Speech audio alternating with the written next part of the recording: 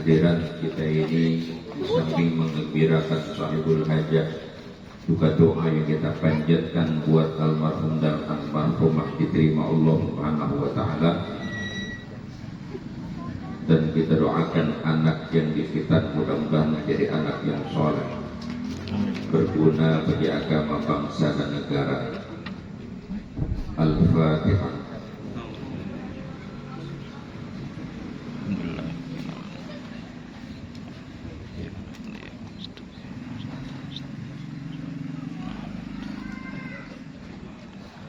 Nyantai aja ya Pak ya.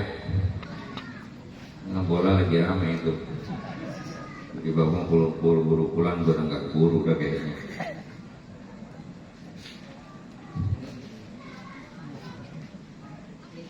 Biasanya kalau saya nonton kalah, tadi aja udah di depan gawang gara-gara saya nonton nggak masuk ke bola, udah mentok tiang lagi. Nah, saya tinggal aja dah. Bahwa saudara sekalian, saya kalau diundang haul selalu saya kutipkan athar dari Abdullah bin Mas'ud, yang dikutip athar tersebut oleh Syekh Abdul Wahab As-Sa'rani di dalam kitabnya Al-Minahus Sunniyah Fit Talabbusi bis Sunnah. Karena ada kitab lagi namanya Al-Minahus Saniyah. Kalau ini Al-Minahus Sunniyah Fit Talabbusi bis Sunnah. Di situ beliau mengatakan, man kana mustannan falyastanna biman qad mat fa innal hayya la yu'manu minal fitnah. Siapa orang yang ingin mengambil contoh teladan, mengikuti orang yang dijadikan teladan, falyastanna biman qad mat, maka hendaklah dia mengambil contoh teladan dari orang yang sudah meninggal dunia. Kenapa? Fa innal hayya la yu'manu minal fitnah. Karena orang yang masih hidup itu belum bisa dijamin aman dari fitnah hidup. Ini kita yang masih pada hidup ini, mudah-mudahan yang ada di sini semua kita dikekalkan hidayah kita oleh Allah. Mati dalam keadaan husnul khatimah. Tapi siapa yang jamin itu Pak?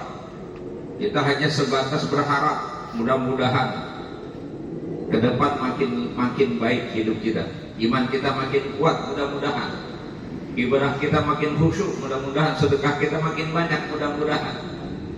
Tapi nggak ada yang jamin juga bahwa kita akan selamat Pak dari fitnah hidup. Ke depan persoalan hidup bukan semakin enteng.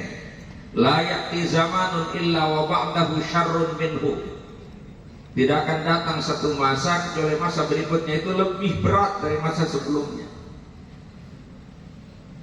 Fitnah kehidupan masa kini itu semakin berat.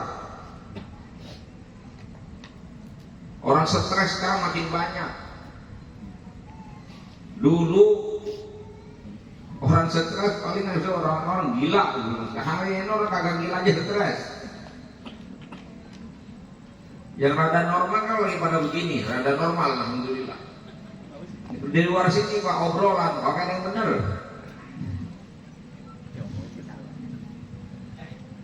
Yang tenang-tenang tuh di majelis taklim gitu, tempat nyaman-nyaman itu.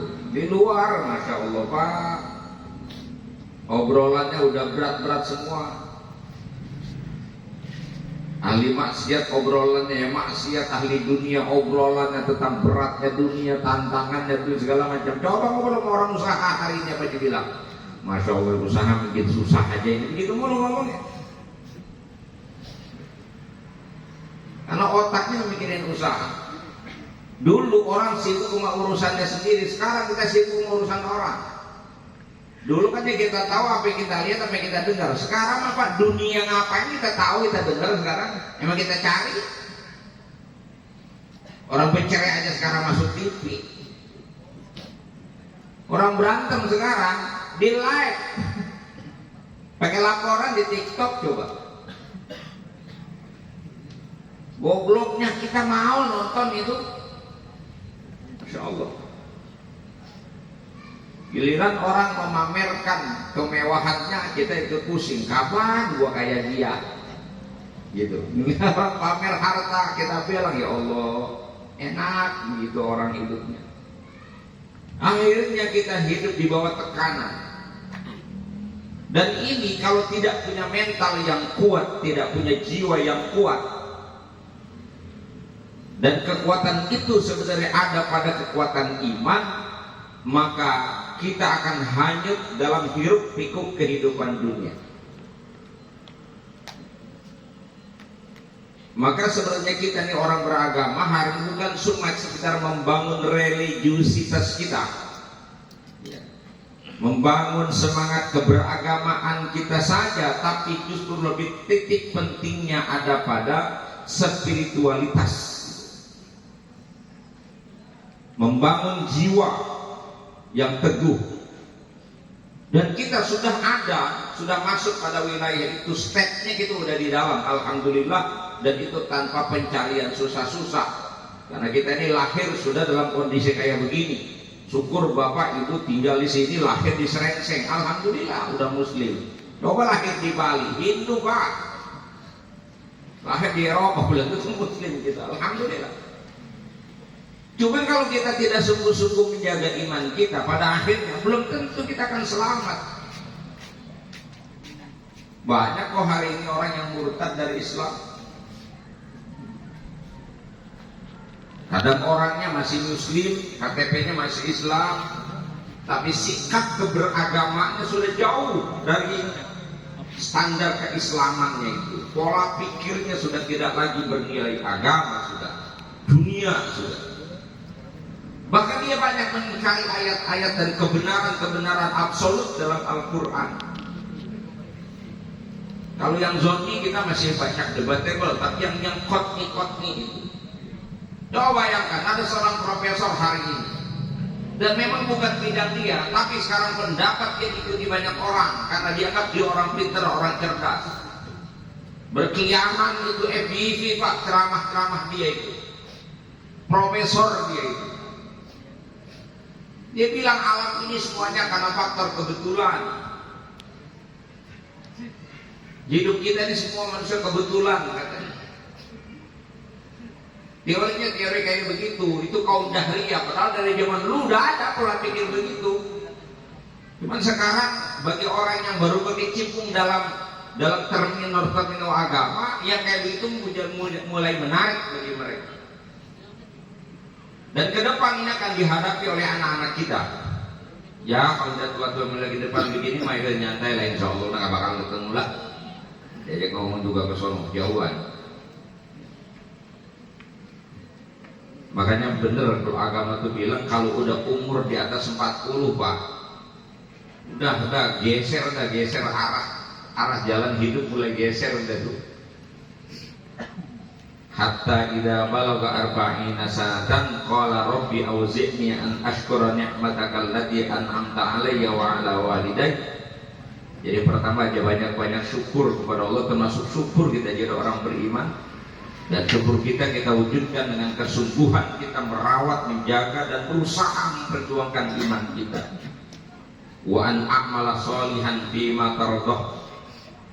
Banyak-banyak beramal soleh, banyakin ibadah sudah. Yang ketiga wa aslih li fi dzurriyyati. Berusaha sungguh-sungguh mohon kepada Allah sambil kita berusaha memperbaiki dan mempersiapkan generasi yang akan melanjutkan kita. Keturunan kita tinggalkan keturunan yang soleh. Yang keempat, inni tubtu ilaika, banyakin taubat udah. Yang kelima, wa inni minal muslimin, mantapkan diri sebagai muslim sehingga mati dalam keadaan beriman. Sudah.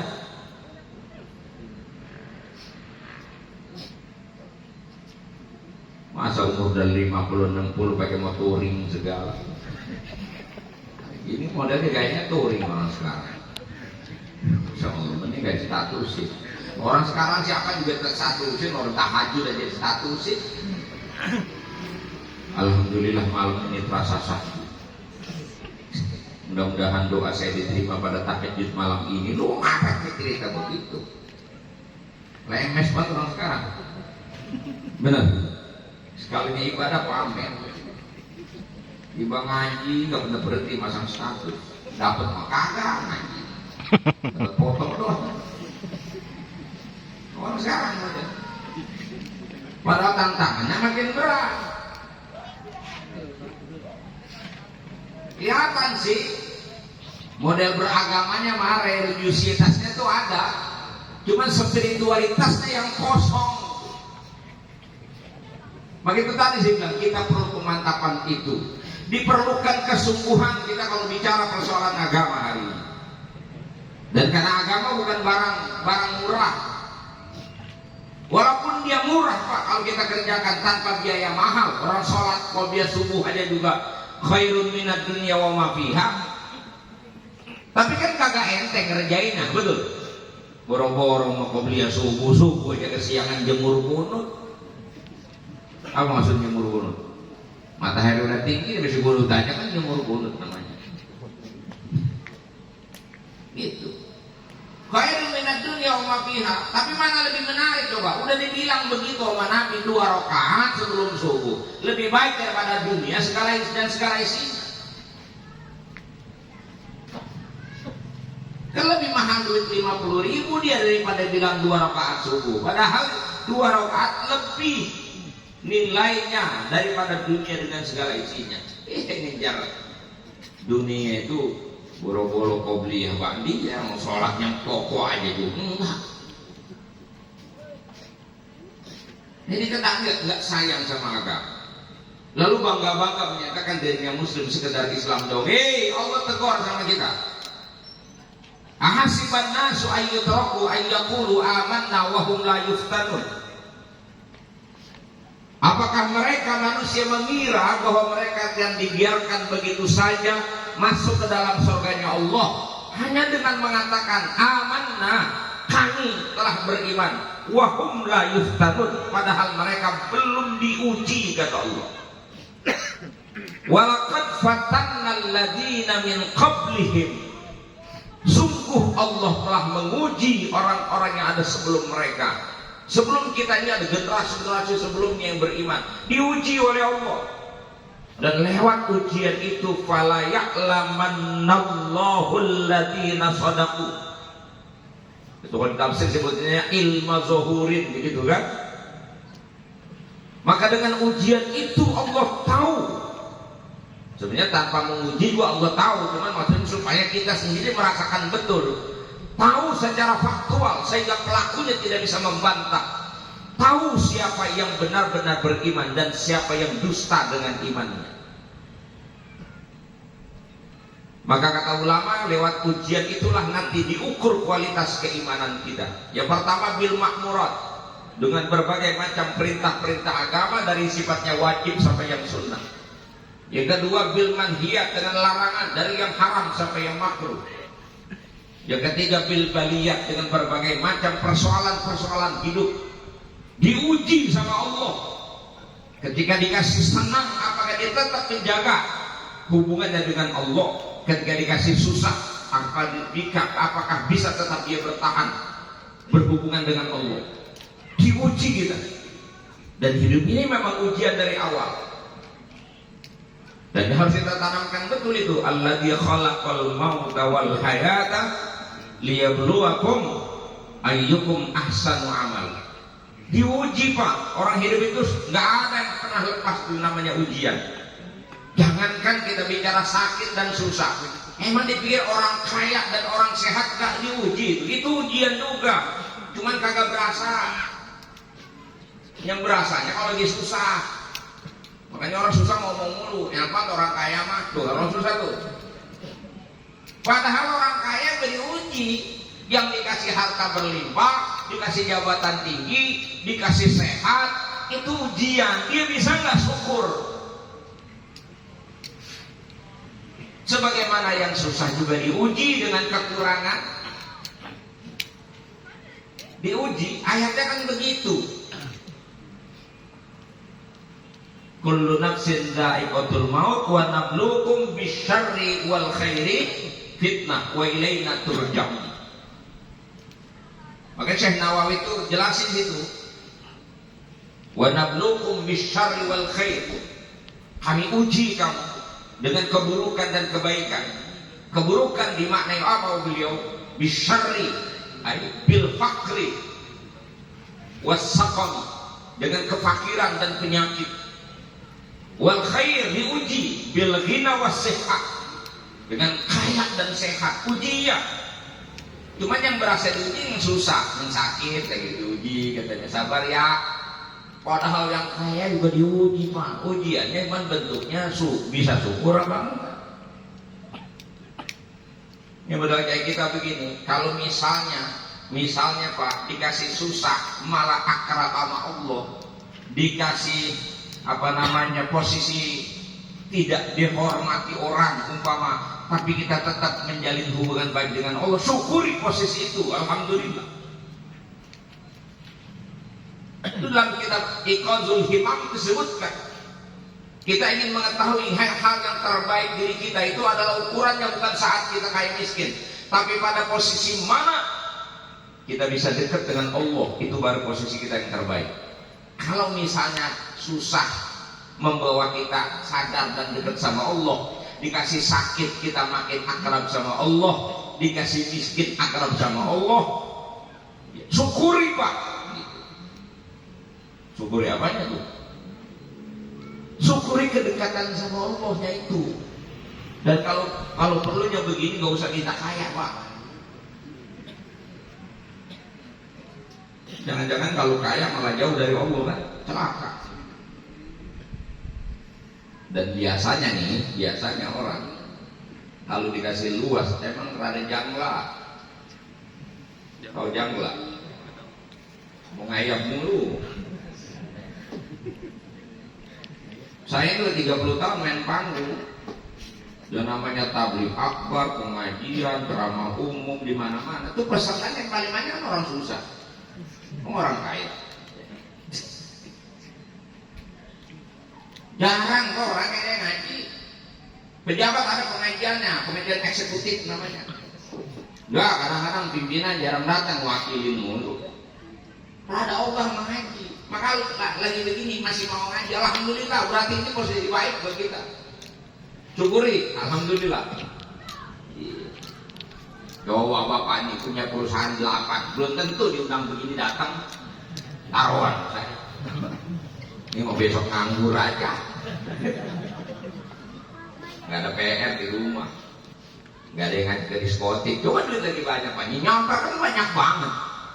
Bikin rusak begini ngajak gua kagak kita. Ada yang menang tahlil, alhamdulillah.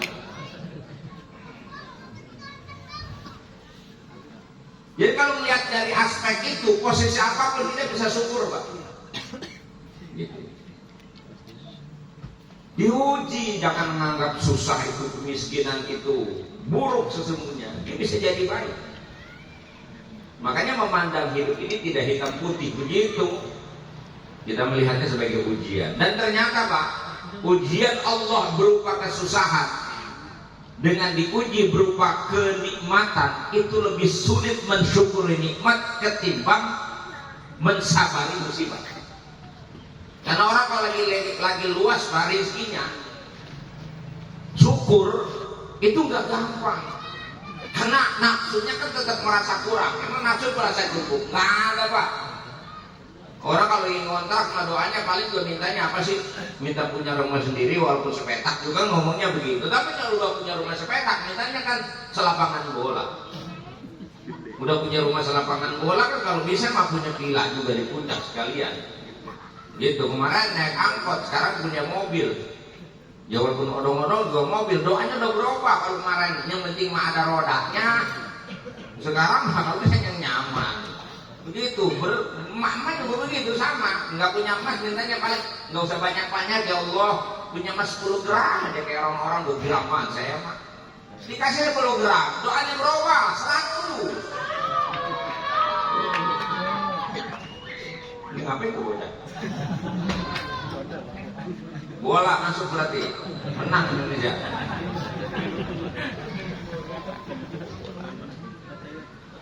Satu sah. Tos-tosan yang urusan. Nah, saya mau kembali. Hidup ini memang semuanya adalah ujian Allah. Diuji juga iman kita, taatnya kita sama Allah. Diuji kita dengan larangan, setia nggak kita dengan Allah dengan meninggalkan larangan. Diuji dengan persoalan hidup, sejauh mana kita menjaga relasi kita dengan Tuhan. Diuji dulu. Dan kita belajar dari orang-orang tua kita yang sudah mendahului kita. Semacam acara haul kayak begini. Sejauh yang saya tahu, orang yang dihauli biasanya orang baik, Pak. Saya udah 30 tahun belum pernah dapat undangan bajingan haul, belum pernah. Nah, bikin haul pasti orang-orang baik. Setidaknya di kalangan keluarganya atau di kampungnya, dia dianggap orang yang berjasa. Pasti. Khusus bagi keluarga dari almarhum Bapak Haji Syuaib, paling tidak dengan haul ini menyegarkan kembali ingatan akan jasa-jasa besar almarhum bagi keluarganya, bagi masyarakat yang pernah mengenal beliau. Setidaknya menyegarkan kembali ingatan kita akan kebaikan-kebaikan yang bisa kita teladani dari beliau. Dan kalau orang hidup tuh, orang zaman dulu hidupnya, Pak, yang pertama kelihatan teguhnya tuh, istiqomahnya tuh orang dulu biasanya, mujahadahnya, kesungguhannya, kemudian kesederhanaannya orang dulu, kesabarannya. Dulu hidup serba susah, sekarang itu tinggal mencet doang nasi mateng. Ada lagi lebih cepat sekarang, mencet begini nasi datang, bukan mateng, datang. Kemarin kan mencet nasi mateng, sekarang mencet nasi datang. Orang sekarang tapi kolokatnya minta ampun. Masya Allah. Dulu orang dulu ulet, kalau udah kerja usaha itu ulet betul. Pantas orang dulu pada bawa bandang. Alhamdulillah kita tinggalin bandang orang tua kita. Itu kan karena keuletan mereka. Orang sekarang borosnya minta ampun. Jangankan yang kaya, yang susah aja punya boros sekarang. Bini pada ubah masak, tukang lauk tuh di depan, Masya Allah, antri membeli. Menyembeli siapa? Mending maksudnya enak. Pada ubah masak sekarang. Udah gaji pas-pasan, masak ogah. Harusnya cukup buat sebulan. Itu gaji lagi cuma buat 20 hari. Yang 10 hari minjem sama bangke. Oh bangke, bang keliling. Bener. Di kantor. Dari lubang tutup lubang. Giliran susah ngeluh di atas. Hidup susah mulu. Kapan senangnya? Lo senang mulu, gak ada susahnya. Orang dulu kan begitu, Pak. Dulu kita makan lauk ini cuma satu aja udah, Masya Allah. Telur aja satu dipotong 6, itu pakai daun kelor. Dibagi sudah 6 ya 6 tuh, dibelah lagi di penggorengan. Emang telur satu itu buat telur, kadang-kadang telur tembuhuk dikeker begitu, nggak jadi nih. Digoreng sama kita, ditikin daun kelor, gede banget dibikin sampai tuh. Daun kelor yang banyak mah, itu udah sedap bener. Makan bandeng, memang tiap hari, tiap minggu makan bandeng, nunggu pasar malam. Makanya orang dulu katanya kalau kakeknya terus nggak nganter bandeng ke mertua bisa bercerai. Emang mujari makan bandeng dengan nunggu apa itu namanya? Imlek, daging, wah motong koko lebaran doang. Jarang orangnya makan daging dulu mah. Paling sini mah kita makan sayur sarung balang terbang.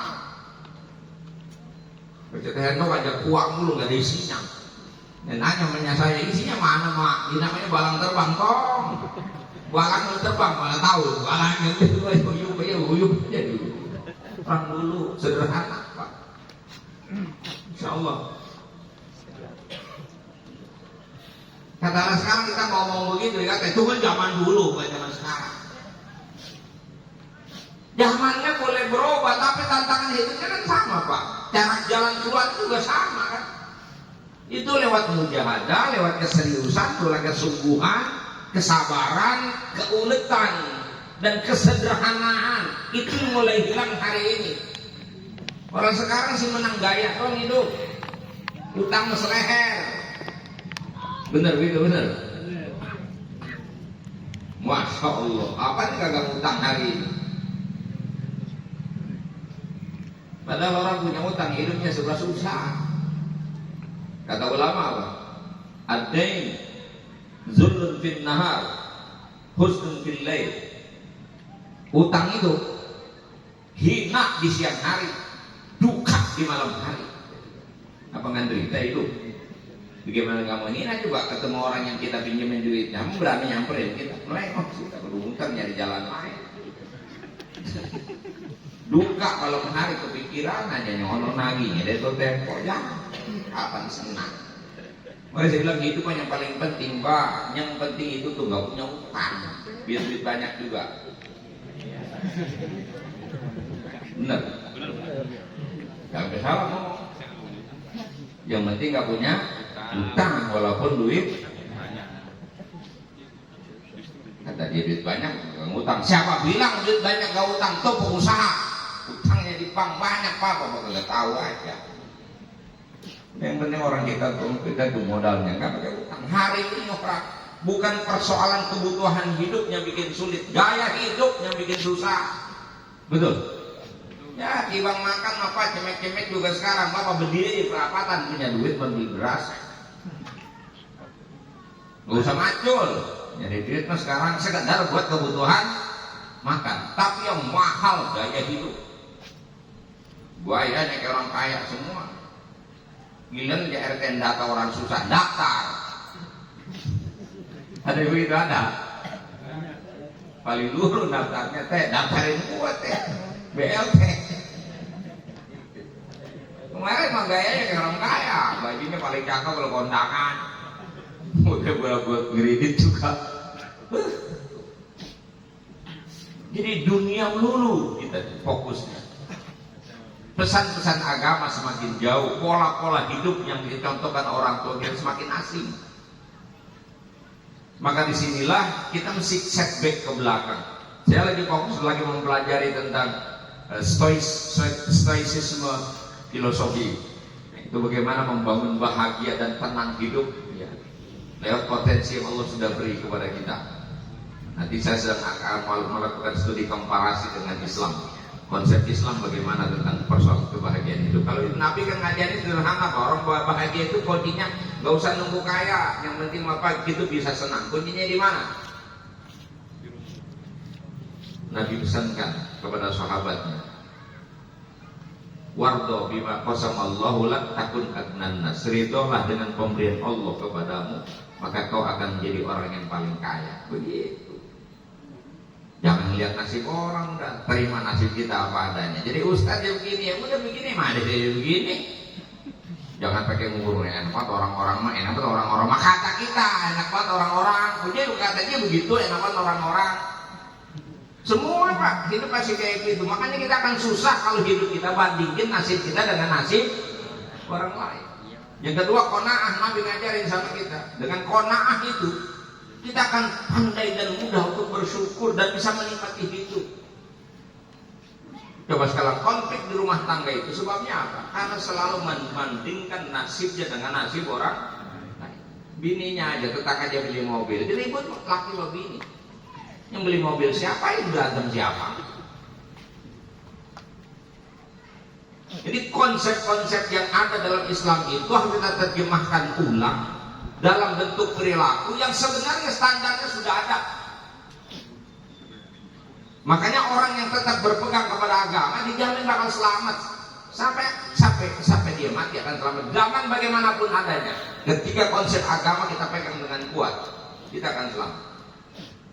Makanya itu menanamkan nilai-nilai agama kepada anak-anak kita, mendidik dan mentarbiyah mereka dengan tarbiyah Islamiyah itu menjadi kewajiban pokok bagi kita orang tua. Jangan cuma berharap anak menjadi anak yang soleh, sementara orang tuanya nggak pernah berusaha soleh dan tidak pernah membangun kesalehan.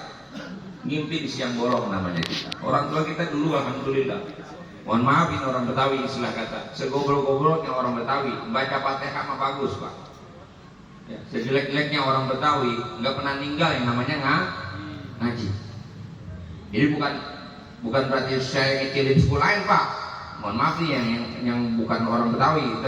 Emang Betawi doang begitu? Kan saya mah lagi ngomong orang Betawi, saya nggak bilang musuh Bapak, enggak. Gitu, jangan kesinggung. Kalau Bapak begitu ya bagus. Nah, saya kan nggak tahu suku apa, saya tahunya suku saya. Wah, ini berarti rasis, bukan rasis, ini lagi ngomong apa adanya. Jadi jelek. Orang Betawi pergi haji aja Pak, nggak pernah boleh lepas sama sorban sama peci. Betul. Padahal kan kemabruran tidak diletakkan di peci, diletakkan di sorban. Saya dari masih kecil nggak pernah namanya lepas peci itu nggak pernah Pak. Dari masih kecil. Karena pantang orang tua itu lepas peci, apalagi setelah pulang haji. Masya Allah. Selalu ini kemana dipakai. Padahal kan mabrurnya bukan di sini. Gak orang Betawi dulu, mesti pakai sorban. Bapak pakai sorban. Saya nggak pakai sorban. Ada di mobil loh.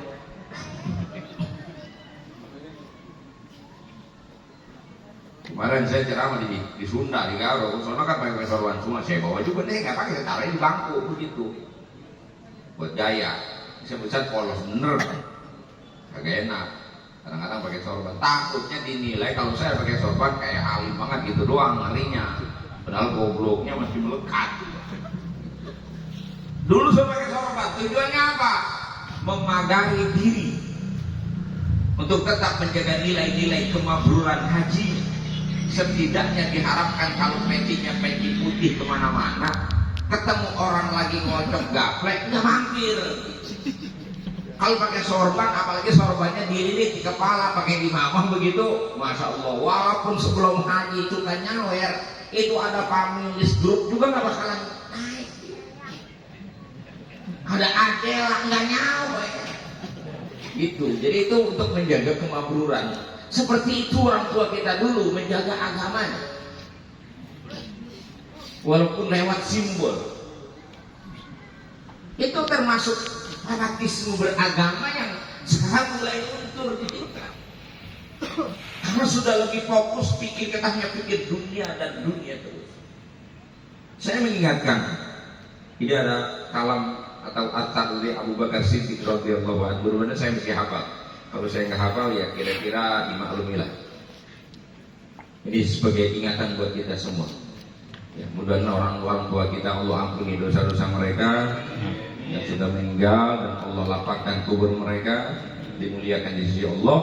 Kita keturunannya ini mudah-mudahan Allah kekalkan hidayahnya buat kita. Dan kita mesti mewaspadai semua yang akan terjadi ke depan. Abu Bakar Siddiq radhiyallahu pernah mengatakan bahwa inna iblis qaimun amama. Kita bicara tentang kepedulian kita persoalan iman tadi, persoalan agama ini. Inna iblis qaimun amama. Iblis itu ada di depanmu. Wan nafsa, sedangkan nafsu itu an yamini, ada di sebelah kanan. Wal hawa an yasari. Hawa, keinginanmu ada di sebelah kiri. Wad dunya wara'ak, dunia di belakangmu. Wal a'do, ragamu itu mengelilingi haul di sekitar an hauli, jadi dia merengkuhmu. Sementara wallahu al-jabbar fawqaka, Allah al-jabbar ada di atasmu. Di atas bukan menjelaskan tempat, tapi maksudnya bil kudroh, maksudnya Allah berkuasa penuh atas dirimu dan kehidupan. Kata Abu Bakar, iblis yad'uka ila tarkid din. Iblis itu selalu menyeru, mengajakmu, mendorongmu untuk meninggalkan agama. Wan nafs, sedangkan nafsu tad'uka ilal maksiyah. Nafsu menjaga, mengajak, mendorongmu untuk melakukan maksiat. Wal hawa tad'u ila syahwat, sedangkan hawa keinginan itu selalu ingin dipuaskan dengan syahwat. Wa dunya tad'uka ila ikhtiyariha 'ala al-akhirah, dunia mengajakmu untuk memilih dia ketimbang akhirat. Wal a'dha tad'uka ila dzunub, sedangkan ragamu selalu mendorongmu untuk melakukan dosa. Wallahu yad'u ilal jannah wal maghfirah, sedangkan Allah mengajakmu, mendorongmu untuk mendapatkan surga dan ampunan. Faman ajaba iblis, maka siapa orang yang memenuhi panggilan iblis,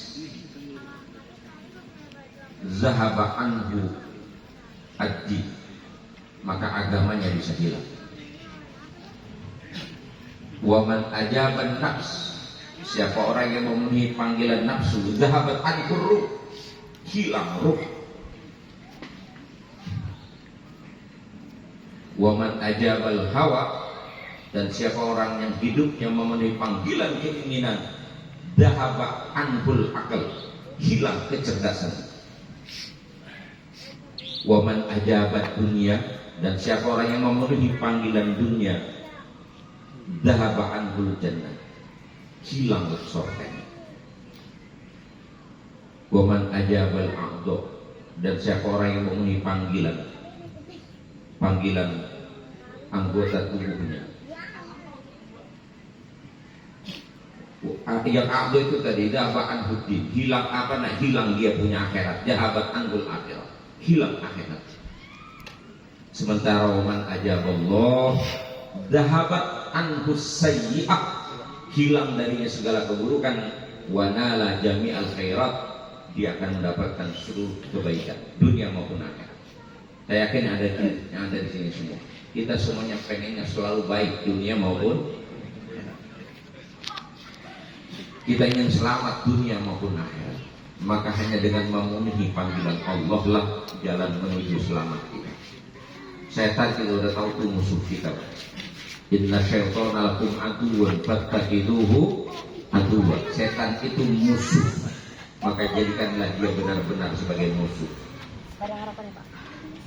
Dan kita memang sulit untuk bisa selamat dari godaan setan karena sudah bersumpah di hadapan Allah, dan Allah sudah memperkenankan dia untuk menggoda manusia. Dan Allah berikan tangguh kesempatan yang terbuka bagi iblis untuk menyesatkan manusia. Tapi Allah sudah kasih tahu sama kita itu semua, jadi gak ada salah.